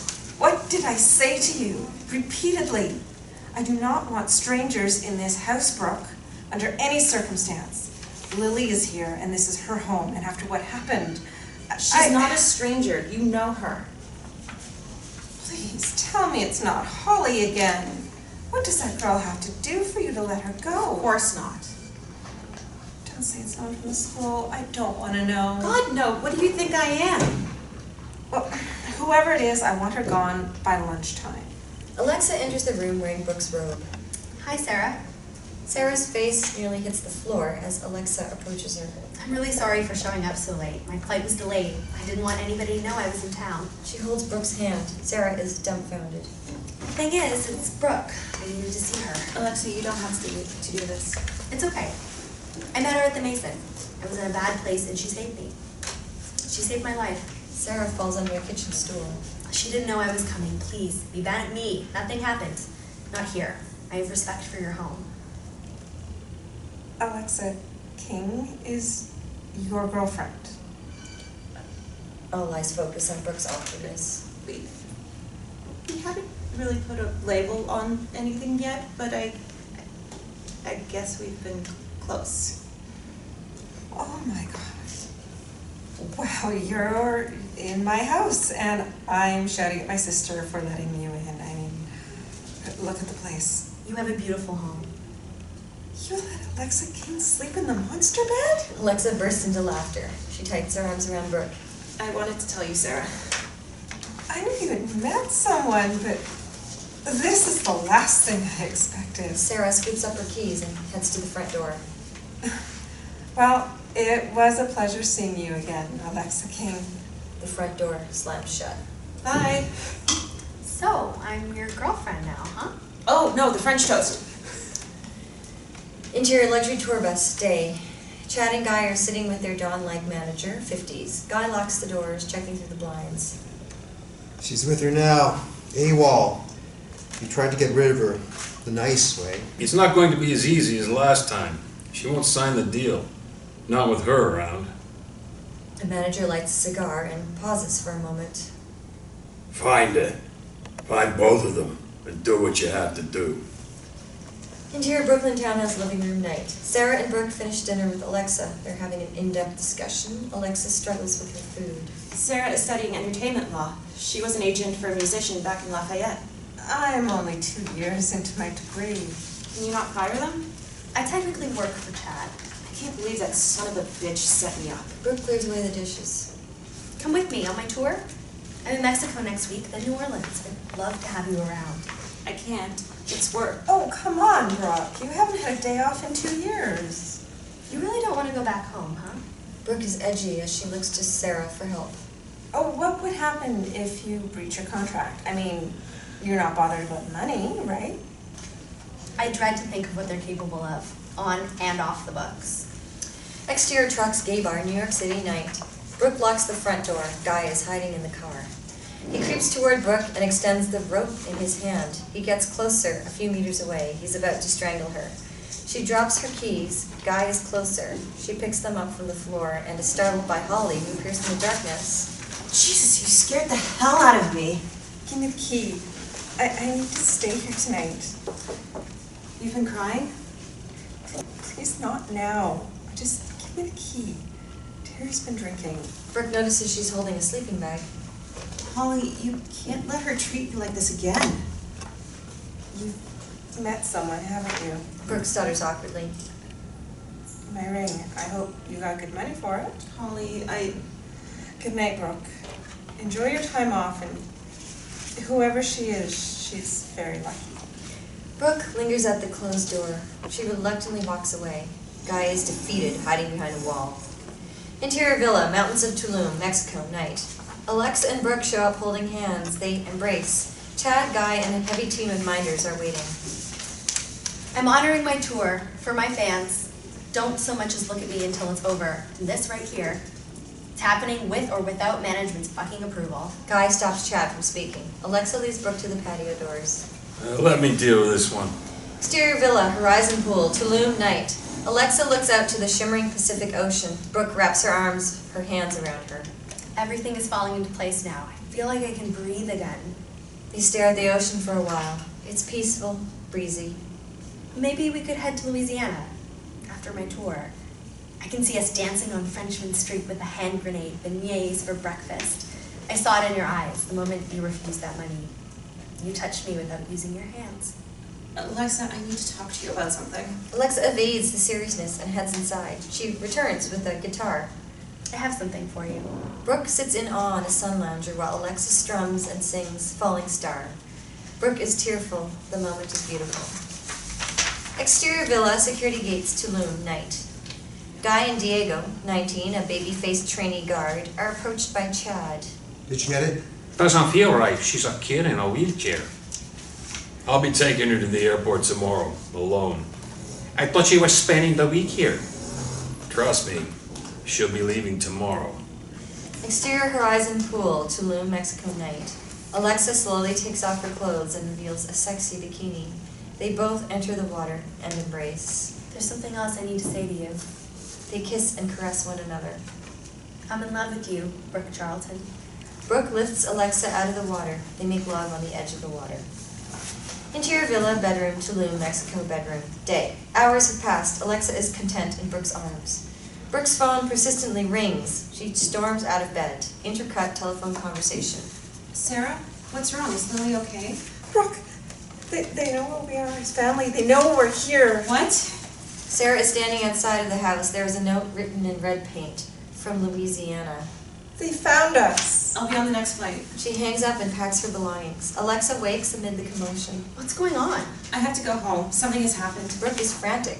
Alexa is shunned when she helps her pack. Please, just get me to the airport. Interior limousine, desert road, Mexico, day. Guy swerves harshly onto a side road. He walks around the car and flings the door open. Get out. Brooke steps out. She's scared. Guy pulls up pictures on his cell phone. I'm really losing my patience with you, dyke. He shows Brooke pictures of Lily outside her school. This is how easy it is to get to her. You bastard. If I so much as see you standing by a poster of Alexa King again, it'll be Lily that pays the price. Even more than she already is. Brooke goes to hit him. He catches her wrist and twists it to the point that it cracks. Brooke screams, falling to the ground. This is what you did to Tatiana. You're sick in the head. Alexa is gay. This will never go away. Guy throws her bag out of the car, speeds off, leaving Brooke sobbing on the ground.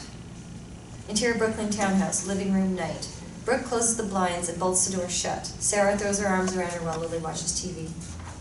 How did they find us? Nobody knows we're here. This family, they're just like him. Don't worry. I'll fix this. What happened to your wrist? I fell over. It's nothing. We're going to be okay. I know what I need to do. Interior Tracks Gay Bar, backroom, night, continuous. Terri slams the door and approaches Holly. She smacks her clean cut across the face. Didn't realize I had CCTV in here, did you? Holly holds her face and whimpers. Playing me for a fool behind my back. She grabs Holly's hair, who's helpless. Once a slut, always a slut. Please, don't do this again. Terri punches Holly in the face. She crashes to the ground. Lucky for you, something good is going to come out of this. Terry's holding a DVD. She leaves the room rubbing her fist. Holly sobs as she rubs her eye. Interior Brooklyn townhouse, Brooke's bedroom night. Brooke is on the phone to Alexa. Her wrist is bandaged up. Intercut, telephone conversation. Mandy is applying Alexa's makeup backstage at the arena. Like the time I ate cake on the floor. Brooke forced a pathetic laugh. Well, I thought it was funny. She's silent. Is everything okay? Alexa, I can't do this anymore. Alexa walks away from Mandy. It's the whole distance thing. What are you trying to say, Brooke? I just can't be a part of it all. I'm sorry. It's hard for me living like this. They got to you, didn't they? I'm sorry. Don't do this. Please. I need you. I'm sorry. Brooke breaks down as she hangs up the phone. Alexa crumbles to the ground. Mandy consoles her. Guy smirks as he looks on. Exterior Irish Hunger Memorial, New York City night. Brooke spots Holly sitting by the wall, hiding her bruised eye. She sits on the floor beside her. What happened to you? Brooke wraps her coat around her. Only what I deserve. Nobody deserves this, Holly. I used to like it when we came here. Did Terri do this to you? She consoles Holly as she breaks down. I'm going over there. No, stay out of it. She knows about us. I'll handle it. You can't let her do this to you again. She needs locking away. Please, Brooke, I'll be okay. If I could turn back the clock, I wouldn't be here now. You're a good person, Holly. You deserve someone better than her. And you deserve somebody better than me. I deserve nobody. I'm better off on my own. What happened?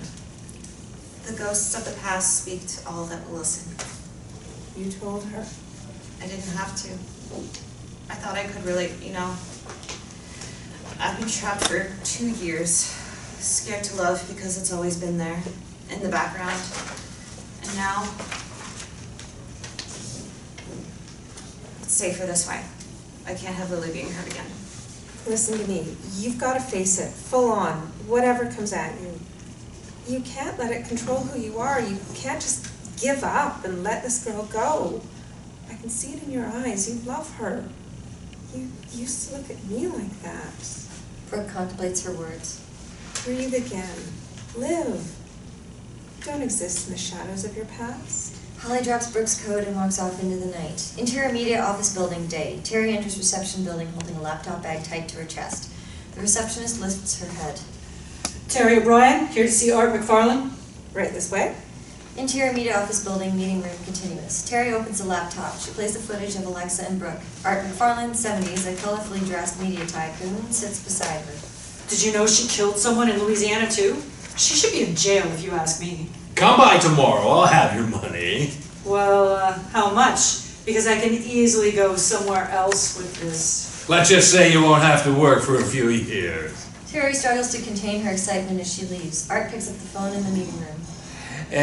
You let your little lesbian off her leash again. This is bad, Chad. She's careless. We'll take care of it this time, but you might not be as lucky in the future.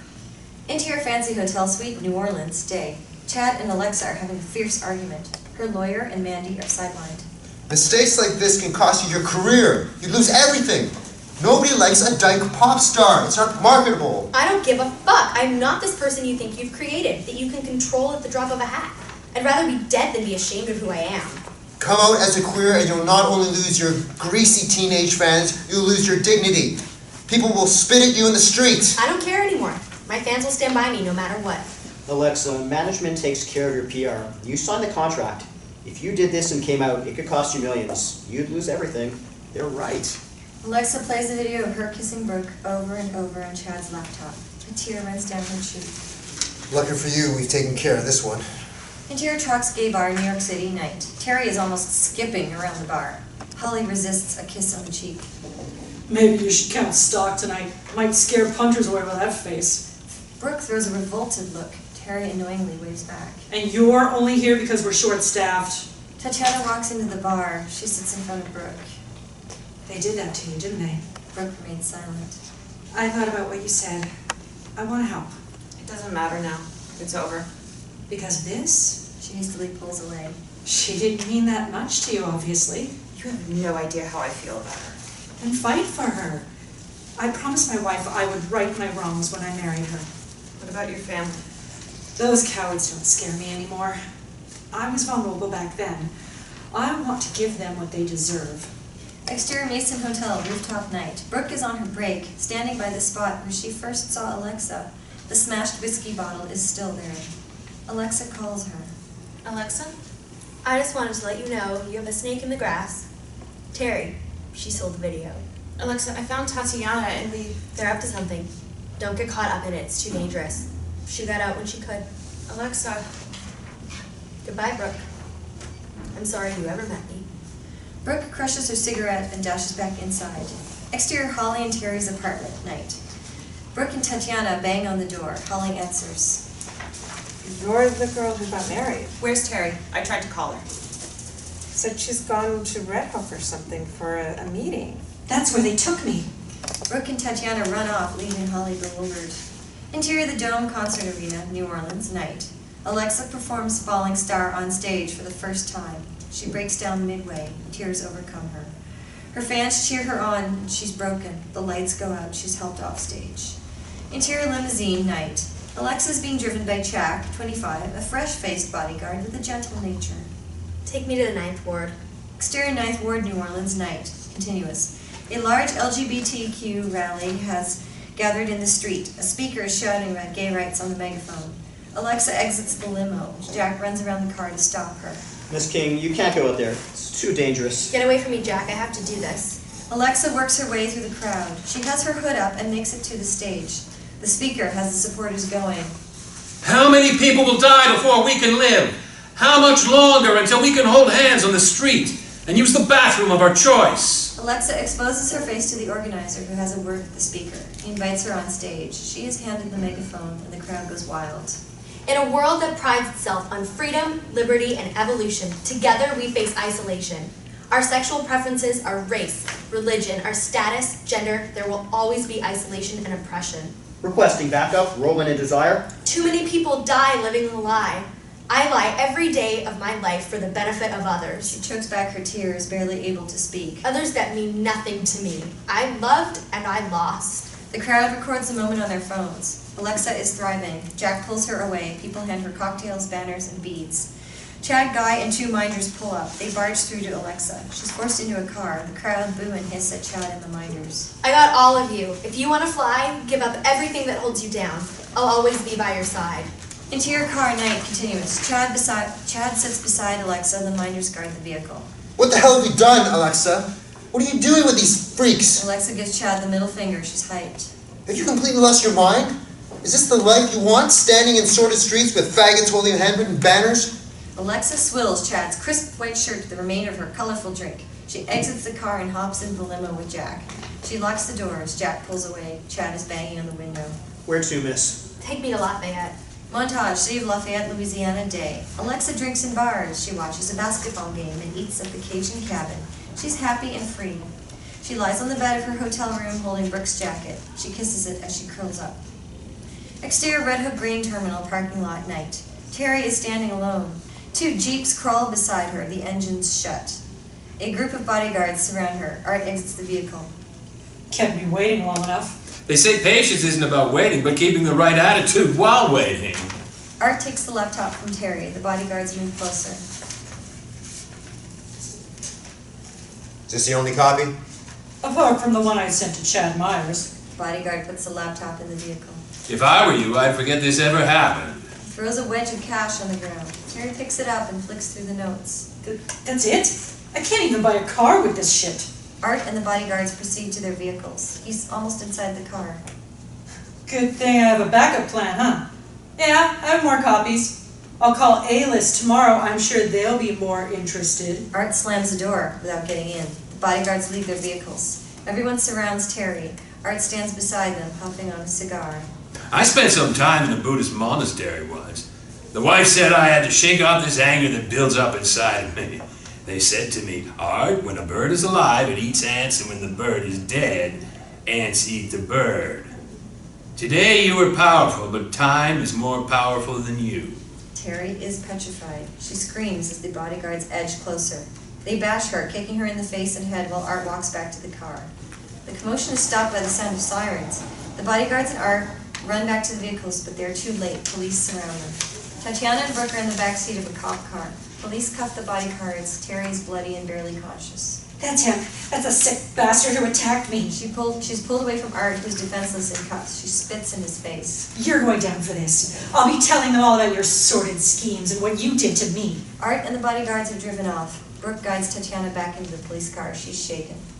Interior of the Dome, concert arena, green room, night. Mandy is finishing Alexa's hair. Alexa is energetic. She's content, smiling in the mirror. Is everything okay? You've been awfully chirpy.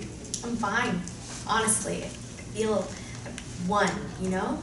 She grabs Mandy's arm and she puts down the hairbrush. I want you to know something, Mandy. You were the best thing about all of this. You always had my back, and I love you. You've been like the mom I never had. I'll always have your back, darling.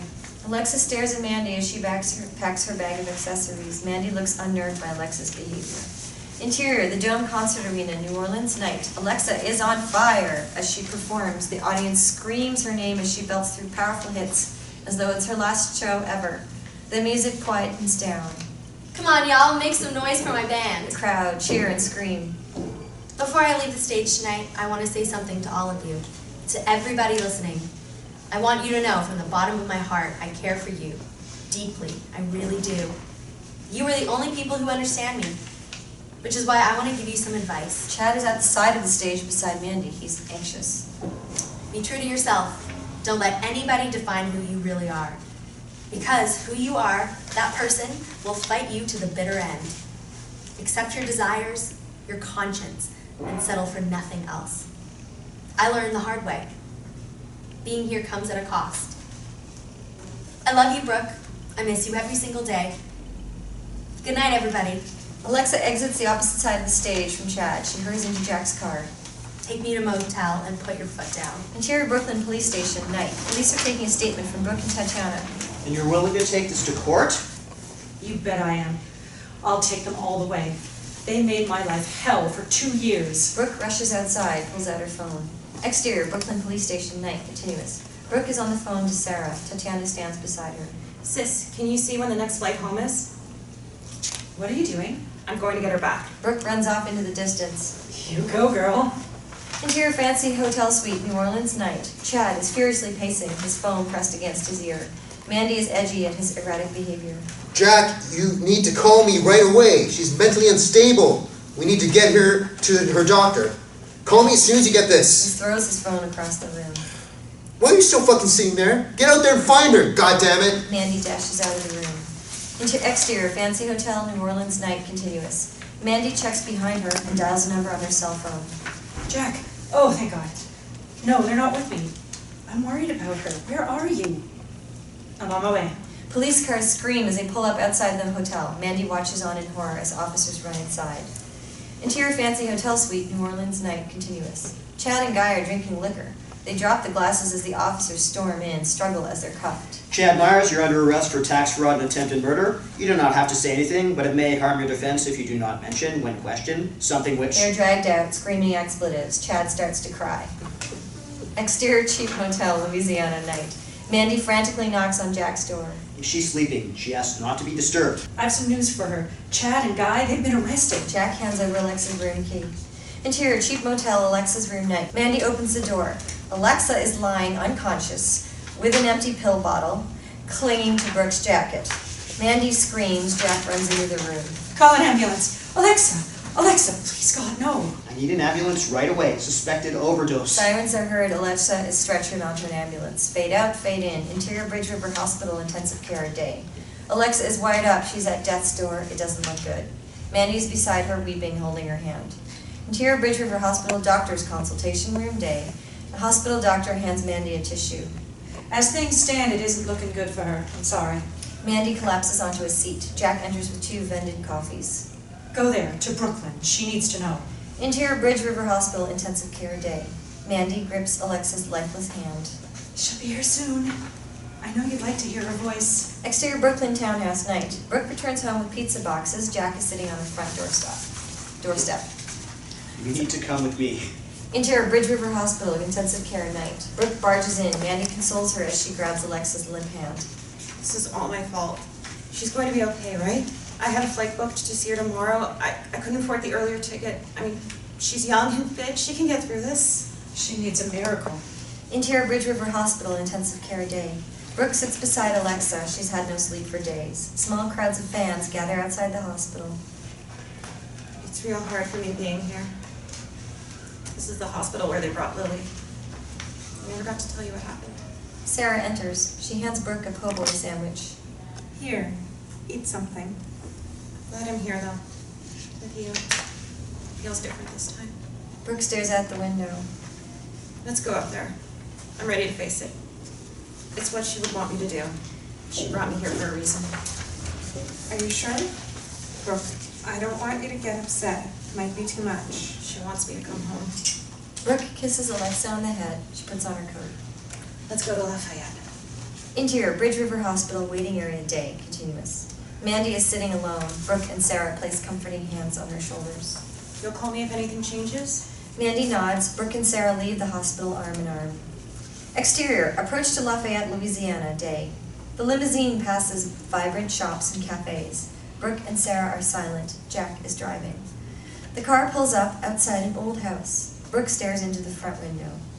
Flashback, interior old house in Lafayette, night. Michael, late 30s, Lily's father, drags Sarah across the living room by her hair. She escapes and runs up the stairs screaming. Lily walks out of her bedroom, crying. Michael grabs Lily. She loses her footing and tumbles down the stairs. Brooke hits Michael on the head.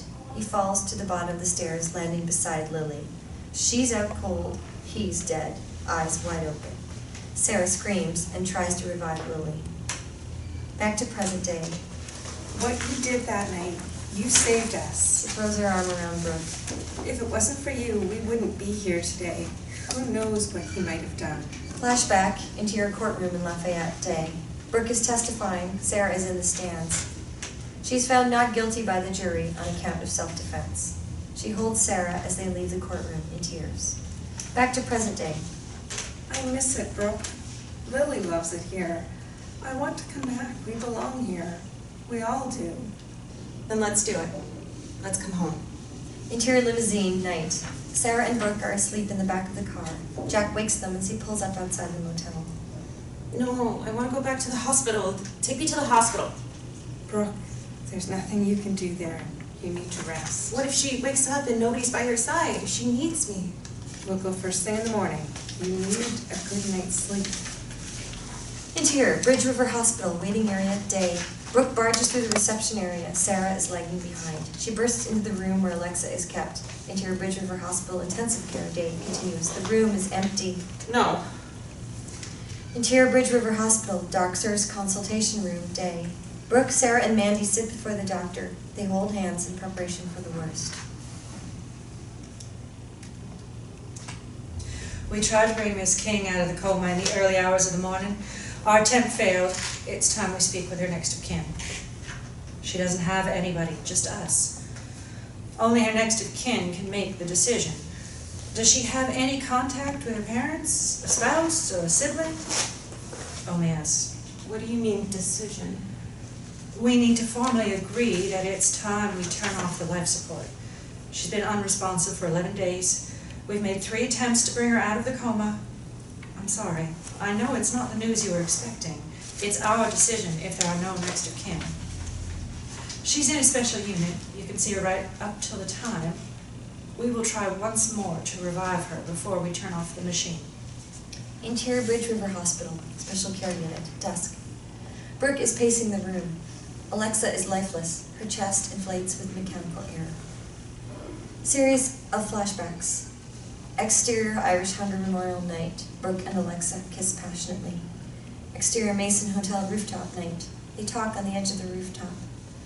Interior Red Tony's Bistro storage room night. They are dining and laughing over wine.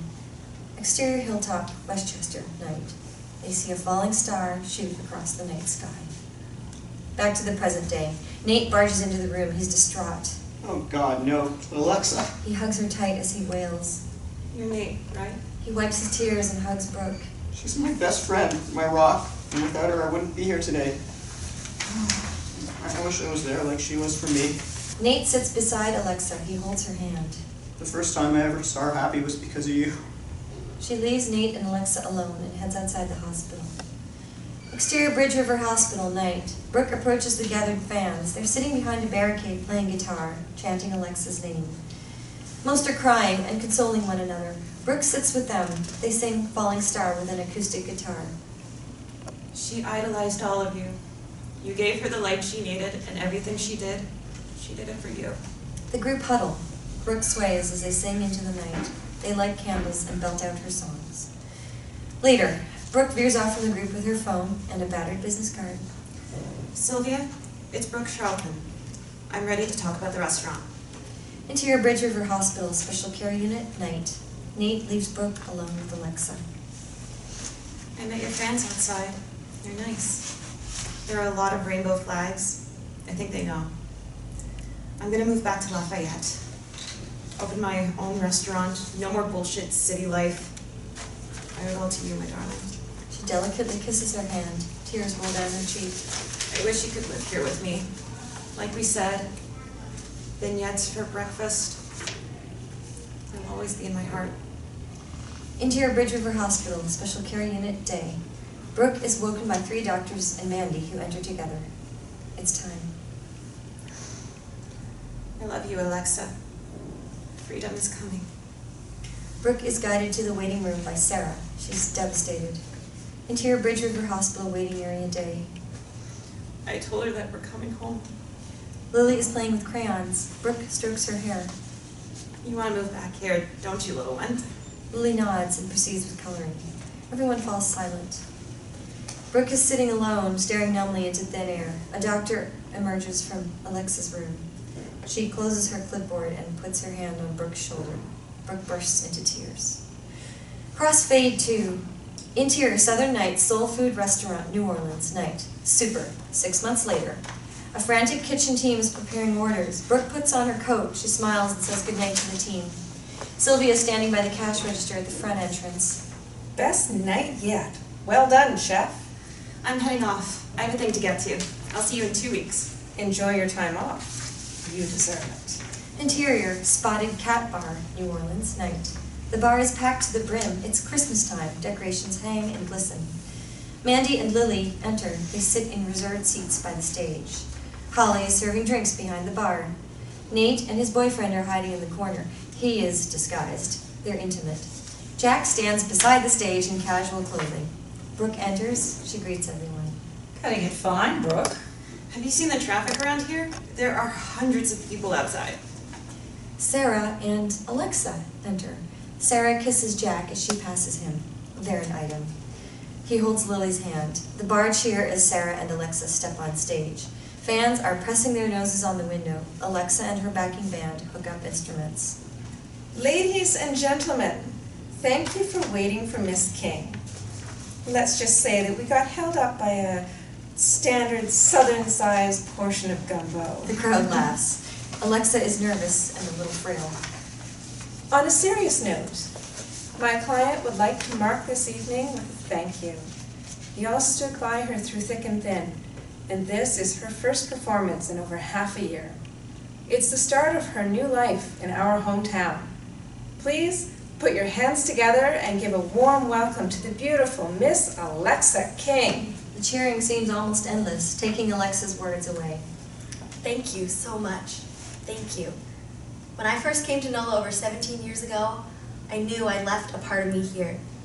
It's taken a long time for me to get here, a struggle some of you wouldn't begin to comprehend. But here I am, with everyone I love around me, finally free and where I need to be. She sings a jazz love song, It's Always Been You, original. It's beautiful, everyone is content, the press are snap happy. As Alexa reaches the final chorus of the song, she pulls Brooke up on stage and pulls out a ring.